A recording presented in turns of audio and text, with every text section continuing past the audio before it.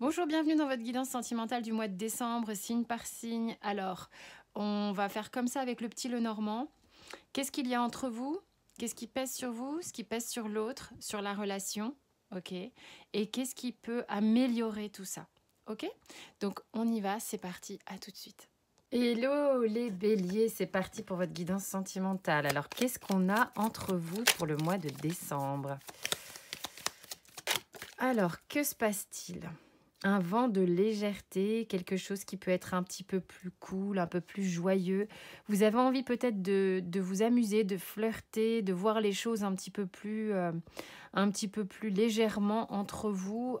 Il peut y avoir un peu d'immaturité encore dans la relation aussi, c'est ce que je ressens ici.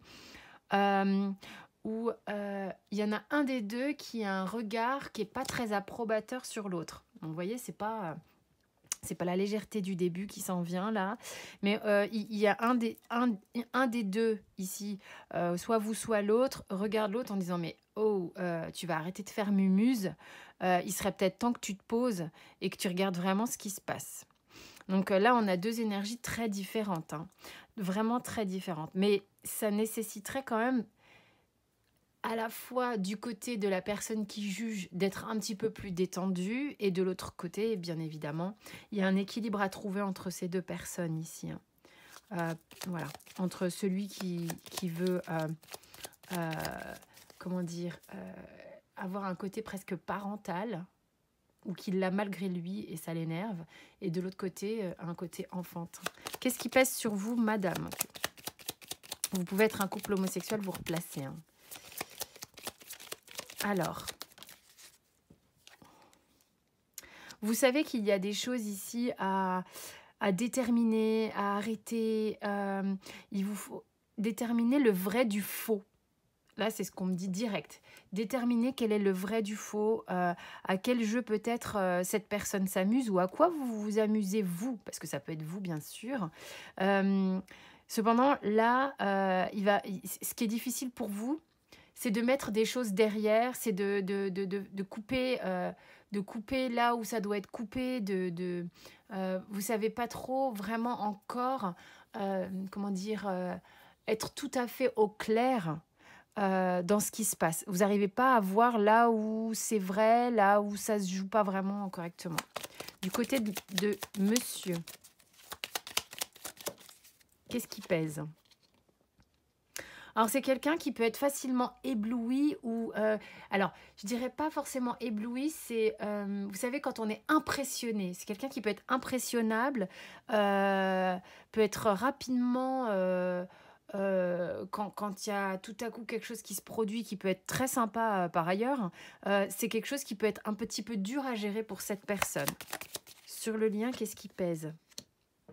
Il y a peut-être un peu de difficulté à s'exprimer, j'ai l'impression. Il y a peut-être des difficultés à mettre au clair la pensée. Pourquoi je n'arrive pas ici de votre côté à évoquer certaines choses et du coup dans ma pensée, je suis en permanence en train d'essayer de... hein, on essaye de couper, couper, couper, couper, couper, couper. Et de l'autre côté ici... bah justement, il y a cette espèce de truc qui est, j'arrive pas forcément à profiter des choses bien, où je suis trop tout le temps dans un hyper positivisme enfantin, alors que c'est pas le cas. Ok. Qu'est-ce qui peut libérer ici le personnage féminin? Il y a quelque chose en vous qui est très attaché à cet homme. Il y a quelque chose qui... c'est comme si vous aviez une forme de fidélité à cette personne. Vous savez peut-être aussi que cette personne vous est complètement fidèle, quoi qu'il en soit de la situation. Il y a... vous n'êtes pas quelqu'un qui renonce facilement. Alors, je ne dis pas qu'il faut se battre contre des trucs qui n'en valent pas la peine, hein. Ça ne sert à rien de persévérer si vous ne le sentez pas. Mais quand vous le sentez, vous n'êtes pas quelqu'un qui se décourage facilement. Qu'est-ce qui pourrait faire du bien à monsieur? Bah, le fait d'avoir un petit peu plus la foi, le fait d'avoir peut-être plus confiance en lui, parce qu'il y a quelque chose pour moi qui perd confiance ici, qui peut vite être impressionné, qui peut vite perdre pied. Il y a vraiment l'idée de pouvoir croire dans les choses positives, de pouvoir croire au bonheur, hein, parce que c'est quelque chose qui est un petit peu difficile pour cette personne, j'ai l'impression. Qu'est-ce qui peut alléger la relation, faire du bien?